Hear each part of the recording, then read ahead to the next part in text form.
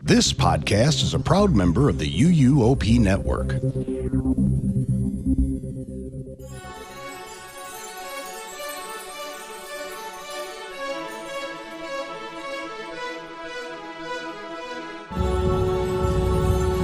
This is episode 705 of the unofficial Universal Orlando podcast for March 11th, 2026.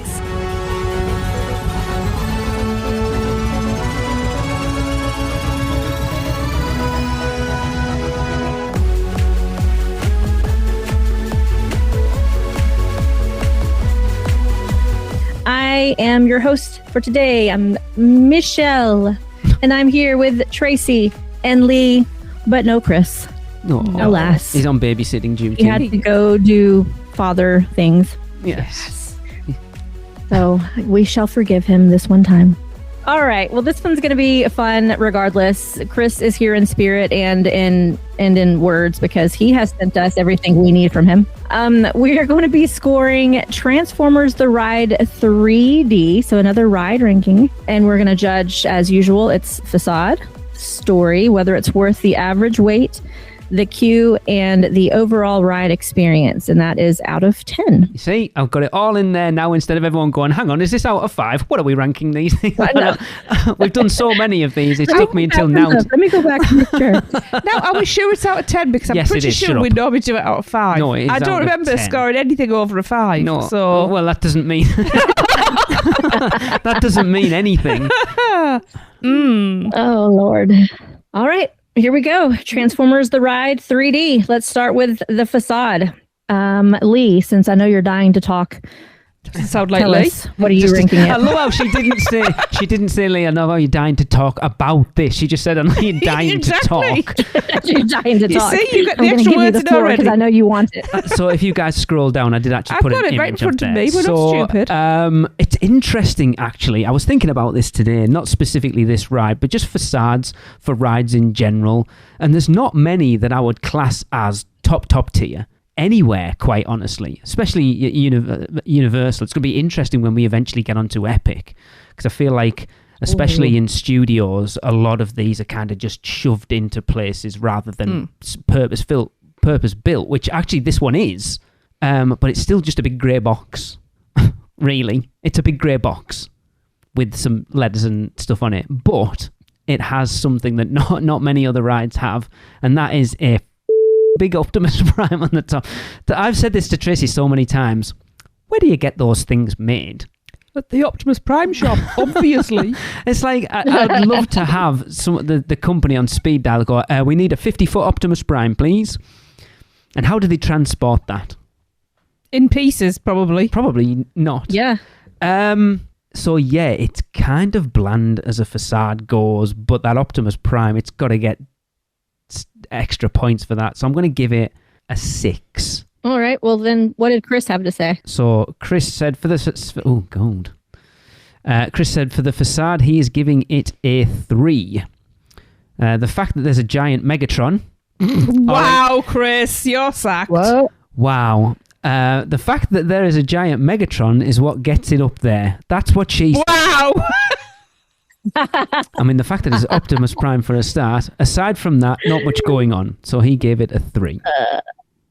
That's really low. That is really low. I mean, okay.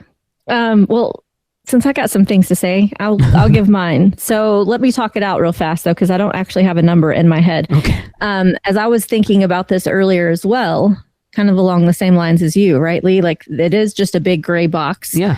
And to be fair, this will tell you how great my powers of observation are. It took me a good while to realize that Optimus Prime was even up there. What? Because I didn't look up. Like I really didn't look up quite often. I just kind of walked either like I'm usually not approaching it straight on. I'm approaching it from like Mel's or the other alley. That's fair. And just going straight into the queue. So it did take me a little bit to realize that was up there. But once I did, I was like, oh, wow, that's pretty cool. It's awesome. Because he's huge and so like what you would think he would look like in real life. Spoilers, he's not real. How do you know he's not real? In my world, I guess. What? So dang, I don't know. Since I don't know, I'm going to give it. I'm going to put it right in the middle at a 5 because I don't really know the world of Transformers in general and what like a Transformers ride facade should look like. I mean, it pretty much is what it is, I guess. Right? Like, I imagine it would be pretty. Yeah, it's a nest facility, so it's like a military facility. Why is Optimus Prime stood on the front? Yeah. Oh, have I got some things to say? Well, okay, I'm going to give it the 5 purely for the Optimus Prime because otherwise there's no facade at all. Okay, don't forget, Tracy. We're not rating it on whether it fits the story. We're just rating it on how cool the facade is. Yeah. Okay. Right, okay. All right. I felt like you were going to go, it's exactly what it should be, a 10 out of 10. No. Are you done talking for me? Yeah. Yes, I am, of course. Are you sure? Yes. Well, it is exactly what it should be. It's a military facility. That's why it's grey, because, hey, people, military facilities aren't fluorescent pink, because they need to blend in. Although to blend in with the theme park, it should be fluorescent pink. Exactly. Right. I actually don't mind. This is one of my favourite facades, to be quite honest. Yeah. Really? Yeah. Because it's that sort of in an entire park of chaotic colours and patterns and everything. Yeah. It is a moment of calm. Okay. The way, like, it's very military style, as it should be. It's you get, so you've got that. That's almost like a triple aspect view you're seeing. Yeah, for that facade, because you're seeing down either street. So you've got this wraparound facade. So it's one of the largest facades probably on property when you think about it that way. Probably, yeah. The coloration makes Optimus Prime pop. That's a good point. Pop. It That doesn't is true. detract from him at all. And then because it's a military thing, everything else is subtle. Yeah. And I think because it is leading into the ride, which is a covert operation, if you like. In the middle of a theme park. Yes, but hey, maybe that's the best way to be inconspicuous. Maybe. It might be a real operation. Who knows? I actually think that this facade is very successful, and I like it enough to give it a 7. Wow. Okay. Yeah, that's fair. So take that, Chris. Friggin' Megatron. Megatron, what a... Anybody can see it's Bumblebee. Oh, Chris. Oh, goodness. Everyone will be doing the same thing. It's like, why is Chris on this podcast? He doesn't even know who that is. He thinks it's bloody Megatron. You just heard that collective face palm. Yeah. Did he just say Megatron? The slap rippled around the world. His niece is going to murder him in his sleep. Yes. Well deserved as well. Absolutely. That's a very good point. Skylar, Uncle Chris doesn't know his Transformers. Oh, I'm disowning him. Emancipation of Chris Zavala. I'm sure in a few years, with having Lucas, I'm sure in a few years he'll know every Transformer. Maybe. I don't know. He helped raise Skylar. He should know them by now already. True. Yeah. No hope. Shocking. No hope. I have no hope. I raised 2 girls. So not to say that girls can't watch Transformers. Obviously, Skylar loves Transformers, but mine never did like them. Yeah, so that's fair. I don't really know much about them at all. I grew up on Transformers. They were my obsession when I was a child. All right. Well, then let's move on to the story. I'm not going to start with me because I just admitted that I know nothing about Transformers. So let's go with Chris. What does he have to say about the story and Mr. Megatron? Okay, so Chris says, I think they did a good job at giving additional content to an already delivered story. I don't know what that means, but all right. And I don't know what that story is, but what did he rank it? He ranked it a 6. Okay. All right. Well, Lee, since you were obsessed with Transformers, tell us more about this story and what do you rank it? Well, the interesting thing for this is the story's very much based on the movies because the Allspark doesn't even exist outside of those Michael Bay movies, and I'm not a fan of those movies. Okay. To the point never where done that. Really, I saw the first one and I thought it was all right, and then I watched the second one and I hated it. And then I watched the first one again and went, oh no, this is terrible as well. And then I watched the third one and that was god awful. And then I watched the fourth one and I fell asleep for 2 hours and woke up and it was still on. And I went, I can't even be asked to finish this. And then I never watched one again until Bumblebee What came exactly out. is the Allspark? Like, what's it supposed to do? So the Allspark is this thing that creates the Transformers. So it can turn any object into a Transformer. It doesn't exist in the and it might do in the later cartoons, but I'm going back to G1 Transformers when I was a kid when it first came out. So, it doesn't exist. So is it basically like fancy jump leads then? No, because it makes I don't know it turns cars into Transformers. Oh, it turns any inanimate object that's metallic, I guess. Mechanical, I would say. Mechanical, yeah, into a Transformer. Okay. I don't actually know. Like I say, this is movie based, and I haven't watched them for a long time, so I don't actually. So the whole point is that the Autobots and the Resistance have the Allspark. They're protecting it, and then Megatron and the Decepticons are trying to infiltrate the Nest facility to steal it back, and it's just a big back and forwards battle to get hold of the Allspark. I don't actually know why they want it. That's what I was going to ask. Yeah, Are they like wanting to create a military of bad guys? I don't know actually why they want it specifically, if I'm honest. But I guess so. I mean, that would make sense. But I mean, as far as theme park attractions go, it's a fairly standard theme park story, really, isn't it? You got something that the bad guys want. Bad guys try to steal it. Good guys win. Yeah. Basically, yeah. It's as generic as you're going to get. I mean, there's many attractions throughout the three main parks that have, I think, really good, interesting stories. This is not one of them, but it fits what it needs to be, quite honestly. So, how cool would it be if it had two separate endings? I mean, that would like be the haunted houses. What would have been cool is if the ending was what it was supposed to be. Yeah. Because I understand why they didn't do it. So for those that don't know, originally it was supposed to be an animatronic of Optimus Prime that rolled up as a truck and transformed in front of you. And apparently that animatronic existed. It worked. But we would have all collectively lost our minds. It didn't work. Maybe that's the Optimus Prime that's on top of the building. Maybe. But yeah, they were like, oh, well, you can't get him to work. We might as well put him somewhere. We spent all this money on him. And that's the thing I understand. It didn't work consistently. And if that was the big finale of that ride and it didn't work, it would let the whole ride down. I get that. A screen's way more constant. So I understand it, but it would have been super cool. Yeah. Again, it's all right. It does what it needs to do to kind of introduce you to as many of the characters from the movies as you can, I guess, and go to different locations. I'm going to give it... I always think giving it a 5 is like crap, but it's not. Five's all right. It's average. It's all right. So I'm going to give it a 5. All right. Tracy. Yeah, I'm going with the 6, and I'll tell you why, which you need, obviously, because then that's content. Sorry, my brain just went off on one there.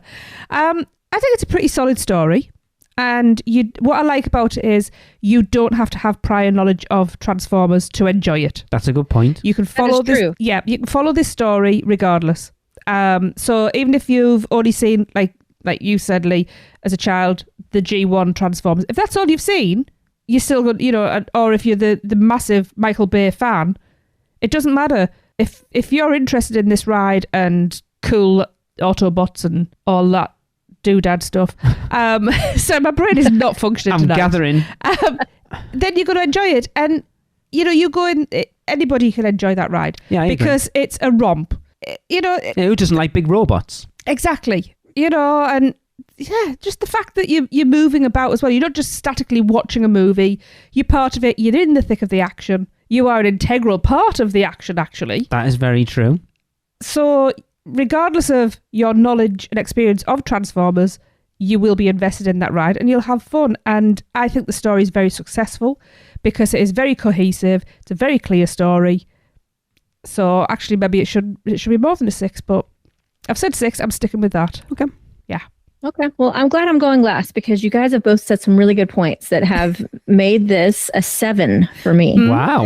Even though I don't know the Transformers franchise, like hardly at all. There you go.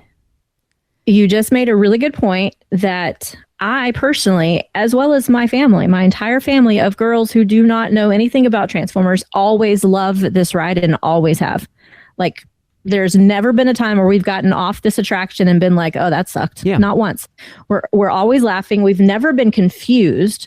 Like, although I may not have known exactly what was going on, like Lee said, it's your basic story that anybody can kind of follow, even if you don't know the exact details. Like, I didn't know what an allspark was, but I knew that we needed to protect that damn thing from the bad guys, right? Like, so it makes sense for everybody, and it's fun regardless. So yeah, a 7. Okay.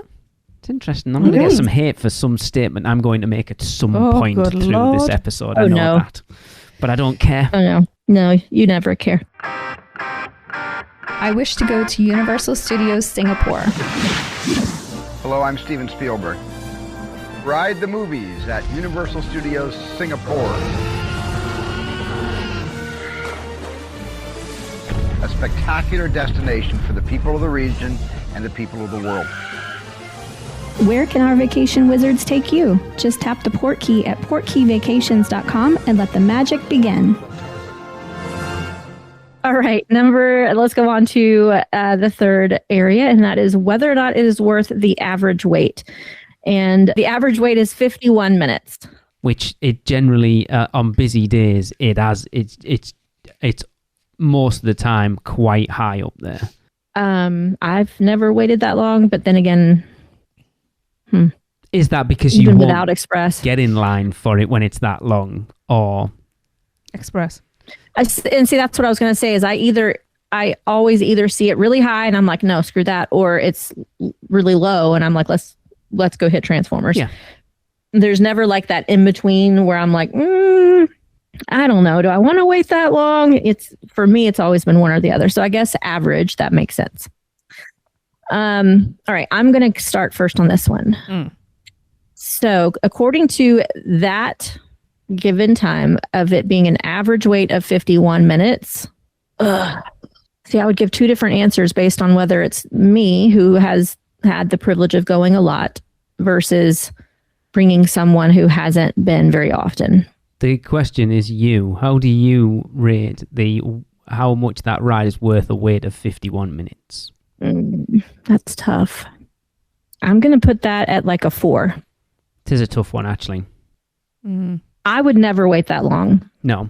If it were just me and my family who goes often. If I had somebody with me who didn't go very often or has never been or won't go back again for a long time, I probably would wait with them. But 51 minutes is a lot, I think, for that ride. It is. Because we'll talk about the queue later, but that would be a long, excruciating wait, in my opinion. So no, I'm going to give that a 4. Okay. All right. Tracy. Yes. Now I've just kind of amused myself because I've gone 51 minutes. Hell no. If it was 40 minutes, probably. What's 10 minutes really in a theme park? But apparently 51 minutes is my... I mean, to be honest, I think the longest... We have done a long line, but it was pretty new.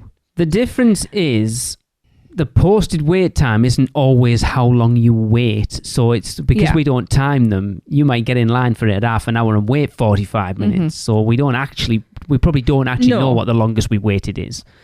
But on average, like for what I call a wait, I think it's usually been... usually if it's 25 minutes or under, we'll go, let's hop on it. Yes. But as a rule, we tend to be quite lucky, and it's usually like 5-10 minutes. Yeah. We've been quite lucky with Transformers. 51 minutes. 41's fine, apparently. 51 minutes is too long for me because there's a lot of standing in that line. Yeah. I mean, there's a lot of standing in any line for 51 minutes. But that would make me go, no, there's other things I would prioritise over this ride. So, I mean, even though it's a long ride, there's a lot goes on in it. But I think I'm going to agree with Michelle with a 4 for that. All right. I'm going to read what Chris said because he also gives it a 4. He said, I wouldn't wait more than 30 minutes, but I've also ridden it a ton of times. So he's kind of along that same mindset that we've all gone on it a lot. So yeah, 51 minutes just seems like a long time. All right, Lee, go ahead, break our streak. Yeah, I think that's why it's difficult for us to rate this because we get to go enough. Even Tracy and I. Oh, we got to go enough. We've been enough that we've ridden this a ton of times, and especially over the last 5 or 6 years, we've been a lot. So you always know there's a trip coming soon. It makes you complacent. It makes you go, there's no way I'm waiting 51 minutes for that. So I would never wait 51 minutes for Transformers now. Never. I think 35. If I saw a standby line of 35 minutes, that would probably be my limit at that point. But just because it's 35, I love the ride. Look, this is where I'm going to get hit. I still prefer it over Spider-Man in a lot of reasons. We know. I just enjoy the whole thing more than I enjoy Spider-Man. It'd be interesting actually to see what this gets overall compared to Spider-Man, not knowing being so far removed for how we ranked Spider-Man. Yeah. It will be interesting to see how this compares. Yes. So yeah, there's no way I'd wait 51 minutes for it. If I saw it, it's one of those rides that Tracy and I will. It's that. Oh, what shall we do? Shall we go and see what Transformers is? If we haven't got anything planned, or there's nothing that we strictly kind of have in our mind that we want to go and do that, what shall we do? Oh, we'll go and what's Transformers at right now? It's that ride. That's when we'll ride that, and while we're planning and deciding what the next one's going to be. If it's 30 minutes or less, generally we'll jump in line for it. But if I waited 51 minutes for it, how much do I think it's worth a 51-minute wait? Again, it's a tough one, isn't it? Because 51 minutes, I wouldn't wait 51 minutes. With the ride included, that's an hour out of your day. I was going to say, I wouldn't wait 51 minutes for anything, but I waited a damn sight longer for Hiccup's Wing Gliders the last time we went there. That was painful. And I've waited longer for... that's epic, that's different, that's new stuff. We're talking about something that's been in the park since 2013 at this point. Yeah, I think I've got to agree with you lot. I think it is probably a 4. I love the ride, but 51 minutes is a long time to stand and wait for that and it not be... Yeah. I'm going to go with a 4. All right. Let's move on to the next one. I think this is going to be an interesting conversation. The queue. Let's start off with Tracy. I knew you were coming to me. Well, yeah.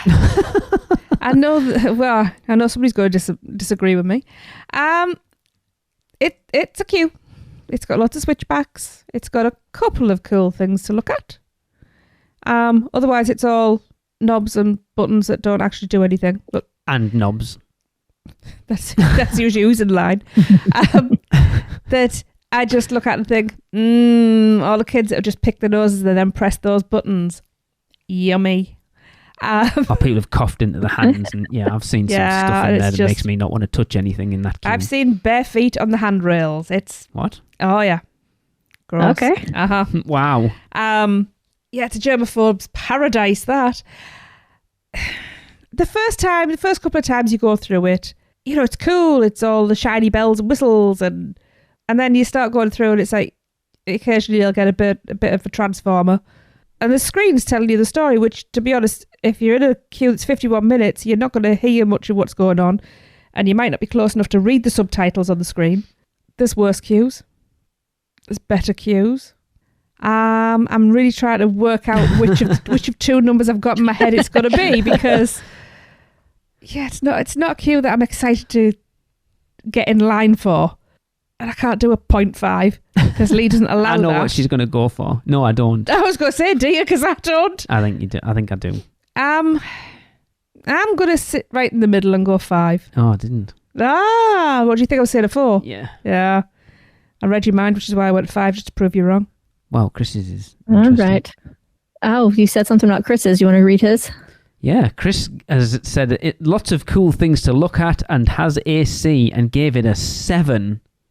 He's right about the AC. I forgot about that, so now I'm happier about that 5. Yeah, it's It's some good AC in there, actually. It's true. Yeah. It's one that I remember going in line for that. Going in, sunlight, like bright day, glorious sunlight, coming out, and glorious sun, and the floor was absolutely soaking wet. And I'm like, oh, I guess we missed a rainstorm, did we? Brilliant, cool. Sorry, anyway. Yes, he gave it a 7. That's a good point, too. All right, Lee. This is a tough one for me because everything. So I don't want to go into the overall ride experience, but it does play into this a little bit. So because I hate those movies, and it's the humor, it's that stupid, childish crap that they've done in the movies that really puts me off. They don't take themselves seriously at all, and that's what I hate about them. All the stupid humor in it. And with the ride, they just focused on amazing Transformers and took all of that crap out of it. All that crap that I hate is in the queue. Mm-hmm. Like stupid characters and little Transformers that annoy the life out of me. The queue itself is, there's like Scorponok's tail, the room with the Allspark, and it's pretty cool. But very much like the outside, it's a big grey box with a lot of swishbacks.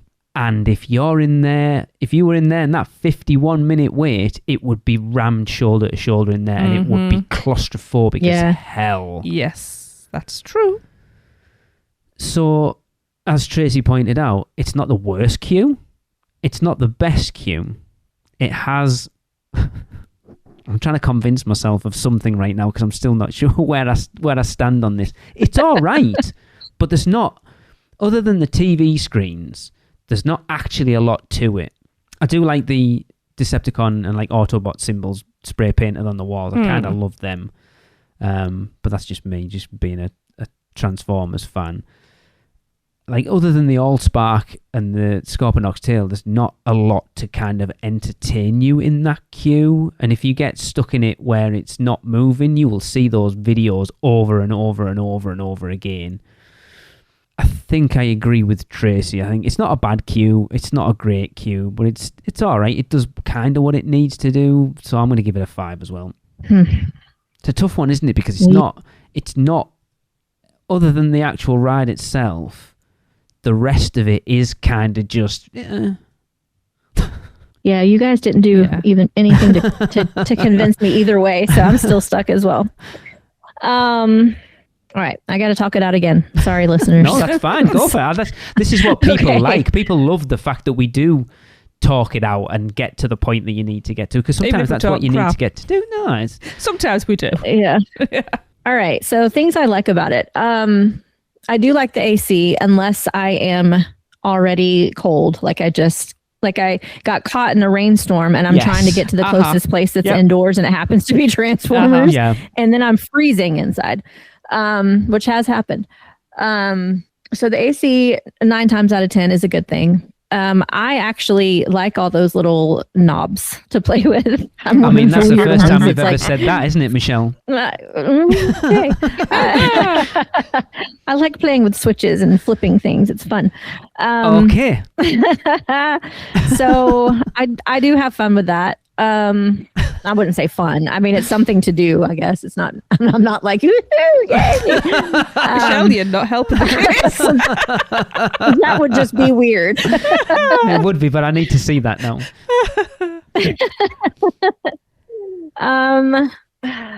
One really cool thing I like about it is my tattoo is really freaking cool in that ride. Okay. Because when you get to that room where it flashes blue and red lights. Oh, yeah. Oh, of course. I have a Captain Marvel arm tattoo that is like watercolor blue and red and yellows.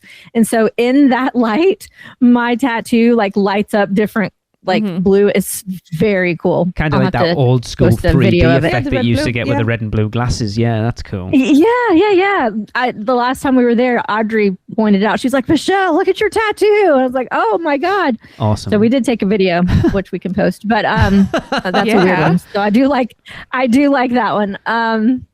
But the bad side, I'm kind of thinking now that there's probably more bads now that I'm talking it out. So the bad thing, one thing that I really hate is it's very, it's loud in there. Like it's because it's just like all inside a concrete building, and it is somewhat claustrophobic in that there's just a bunch of like little rooms that are switchbacks. Those video monitors are like sometimes excruciatingly overwhelming for me and my neurodivergencies. And heaven forbid the line, like the ride stops and you get stuck in one of those rooms where the monitors are, and it's awful. It makes you want to like claw your ears off. So I hate those monitors. One, because I don't understand what they're talking about because I don't know Transformers. Yeah. So it's all blubber to me anyway. So I hate the monitors. I don't know what the hell I'm looking at when there is something to look at because it doesn't really do a good job of explaining it to those of us who are Transformer ignorant. And it can be really like super long and boring and claustrophobic. Okay, so because of all of that, I think I'm going to give it a 3. Wow. Because that is a cue that I'm expecting there to be a really low wait because I don't have to be in the queue at all. Like I'm usually skipping right to that last room and getting on the ride. Yeah, it's something we have none of us have talked about as well as the extended queue. If you get stuck in the extended queue, which is basically just under that kind of awning down the side of the building, which we never have. Never done. I can't imagine that's fun. Not if you go in the heat of the summer. No. Just a little sidebar. So, Michelle, when you said Transformers ignorant, my brain's immediately trying to make a new word for it. And I've just made myself laugh because my brain came up with transfrignorant. Transfrignorant. Transfigurant, yes. Transfrignorant. Transfignorant. Okay, wow. And that's when she's playing with the buttons. Do we have a flag for that? No. Damn. Get on that, Tracy. Yes. UUOP is brought to you by the Producers Club. Join today and get bonus episodes, the chance to be a guest host, birthday shoutouts on air, be part of our awesome Facebook community, and more. Head over to uuop.supercast.com to subscribe. Shameless plug. All right, moving on. Overall ride experience. This is where I'm going to start this one off. Okay. I'm actually going to give this. Let me talk it first. So I actually, despite all of my low numbers thus far, the ride itself is very fun to me. It's not only nostalgic, but it's like, it is really fun. Even when I bring somebody on the ride who's never been there before and doesn't have that nostalgia factor, they come off like happy and laughing and like, wow, that was really cool. So it's a fun ride experience, no matter the situation. I can have ridden it 1,000 times and I still am like smiling the whole time. I'm excited for the next scene because I know what's coming and I can talk along to the words, and I'm never upset that I spent the time on that ride. I look forward to it as it's almost one of those rides where I have to ride it every time no matter what. Yes. And I'm a little bit sad if I don't. So considering that, the overall ride experience, in my opinion, is an 8. Called it. You did. Okay. Yeah. Let me read what Chris has to say. Chris gives it a 7. And he says, we try to make it a point to ride this every time we go. So man of many words, yeah. Christopher. Of course. Same concept. Yeah. Okay. All right. Lee. So I've already kind of put my cards on the table. I love this ride more than Spider-Man. I've just had a look what we ranked Spider-Man. We'll get there in a minute. Okay. I do agree that Spider-Man is the better ride. I just enjoy this more. Mm-hmm. Again, I know it's movies, not the cartoon, but it still very much speaks to my childhood because our youngest Finn absolutely adores it as well. We've bonded a lot over this ride. It's got some awesome sound bites in there. Still, me and Finn quote Starscream all the time of just dropping in. We love that line and we will say it to each other all the time. We talk about the overall ride experience. I still love riding this ride with someone who's never ridden it before and blowing their mind about that elevator in the middle. Yeah. Because if you do not know that is there, you will never know that's there. No. Because it is so seamless. It's amazing, quite honestly. It is. It is amazing. Mm-hmm. Up and down. Yes. Just so well done. So well done. Yeah. It's balls to... Spider-Man balls for to me... What? Balls to the wall is what I was going to say. Spider-Man has a lot of downtime in it. This has one section where it's like, oh, wrong turn. We're at a dead end. And you literally turn left and you're not in a dead end. So I'm like, hang on, that doesn't make sense. But whatever. Yeah. Other than that section, it's literally go from the minute that ride starts. And I love that. It's just Transformer after Transformer after Transformer. And then you get sucked up by bloody Devastator and pooped out of his ass. I love it. I don't know specifically what it is, but I thoroughly enjoy that ride a ton. Yeah. It is one of my favorite, and like you said, Michelle, like Chris has said, it is something we will try and ride multiple times when we're there. So I'm As it's not over 50 minutes. going to give it a 9. Called it. Okay. I love it, quite honestly. That's awesome. Good. Yeah. All right, Tracy. Yeah. I can't disagree with anything that's been said. It's a great ride. It's fast paced. You're in the thick of the action. You feel like you're actually part of it. The way that it's filmed, so it doesn't matter where. Like with Spider-Man, it doesn't matter where you are in the car. You've got a great view with the screens and stuff like that. And obviously, it's got the tracked 3D. So as you move in, you're not getting any. What's it called? Squinching. Yeah. Yeah. So it's using it's technology just left, right, and centre. You come out of that ride breathless. Yeah. There's a reason why people clap and cheer coming off that ride, and it's not just because it's basically like the end of Jaws, isn't it?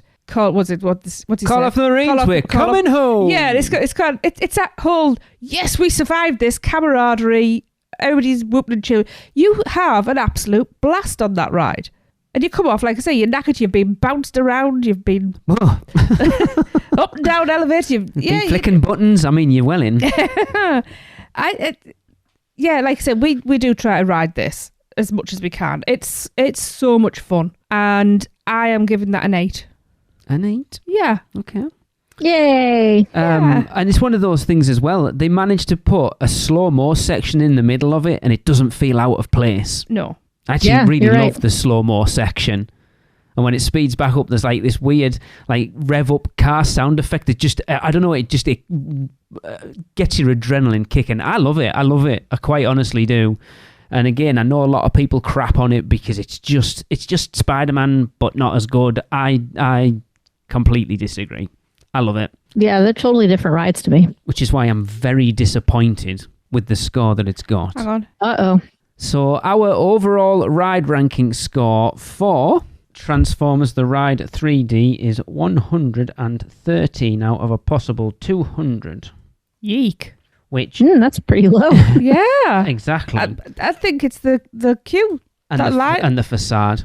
Well, let you down. I liked it. So as far as our current Universal Studios Florida rankings, which we've only done 6, it's 3rd. Okay, that's quite respectable. That's all right. For now. Behind Race Through New York starring Jimmy Fallon. Oh, jeez. Oh, God. And above Villain Con Minion Blast. I think that's fair. By 3 points. How did Jimmy Fallon get higher? I love Jimmy Fallon. It just... Yeah, you're the reason then. It just shows, though, that it depends on the day and what your mood is as to how you're going to rank things. Although mainly are pretty miserable right now, so I don't know we ranked anything so high, but... So if I added So Spider-Man we gave 156. So quite a substantial difference. If I was to put these in order right now, we would have Forbidden Journey would be number 1. Revenge of the Mummy would be number 2. Velocicoaster would be number 3. Spider-Man would be 4. Jimmy Fallon would be 5. Good God. Hagrid's would be 6. Oh, that poor Facade. Cat in the Hat would be 7. High in the Sky Zoo's Trolley Train Ride would be 8. Popeye and Bluto would be 9. Reign of Kong would be number 10. And then River Adventure and Hulk on the same points, followed by Transformers The Ride 3D. Interesting. I'll tell you what could be interesting. For the once we've done all of it, the ones that we're really surprised by, like why did we rate that so high? Because we were drunk that night. To go back and do it again without reading our notes, what we said or anything like that, knowing what our scores were before and see what difference it would make. That'd be quite interesting. I mean, there's still some pretty heavy hitters in studios we haven't done yet. Yes. Arguably 2 of the biggest. Mm-hmm. When's Fast and Furious close next year? We need to get to Fast and Furious before it closes because I want that. I want that to be part of this ranking. Do that one next. So you and Michelle and Chris all just go 1, 1, 1, 1, and 1, and I'll go 10, 0, 10, 10, 10, 10. 0, 0. Yeah. I think it'd be 1. Anyway. 10. No. 1. I'll get his hopes up.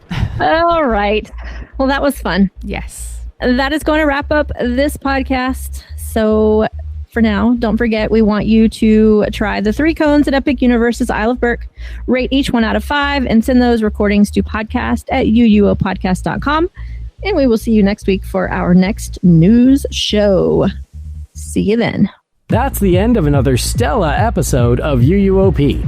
Use the Flu Network to give you access to us on Facebook, Instagram, X, YouTube, TikTok, and Pinterest. Just search UUO Podcast. And check out our blog at uuopodcast.com for everything else. Send your owls to us at podcast@uuopodcast.com. And if you want to join the Producers Club, jump down the warp pipe at uuop.supercast.com. It's alive on Apple Podcasts, Spotify, and everywhere else that podcasts are found. So please subscribe, rate, and review wherever you can. Dragons aren't the only way to get around. Email Michelle at portkeyvacations.com. She can take care of all aspects of your next Universal Orlando vacation. Listen to them, the children of the night, the children of the UUOP network. Rush of Fear Halloween Horror Nights podcast, the theme park duo for all your West Coast news and info. The Taste of Universal, Universal Orlando Food Podcast, Portkey Passport, an adult-centric Disney podcast, the unofficial Universal Great Britain podcast, and Big Dumb Stuff, our comedy, pop culture, and themed entertainment podcast. Make sure to subscribe and come back next week because in the end, it turns out all we needed was a little more of this.